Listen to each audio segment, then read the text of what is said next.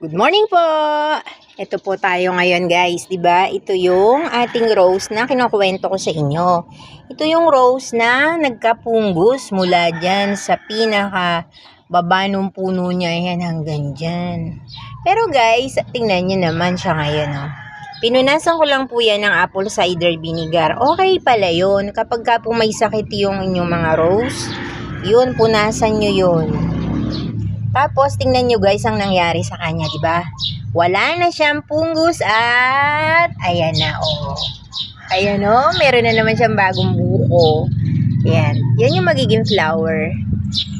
Once na yan ay nagbabago ng kulay ng dahon, yan, magiging bulaklak po yan. Tapos, ito pa yung isa niya. At saka, mas matagal bago mahulog yung kanyang bulaklak.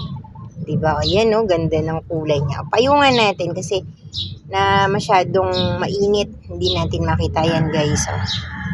Yan. Oh, diba? Tapos, ayan yung kanyang paso. Yan. Yan po si Rose. Kaya lang yung isa, yung kasama nito, yun naman ang may problema. Di ko alam kung magsusurvive yun. Kasi, hindi ko maintindihan kung mamamatay ba yung Rose na yun.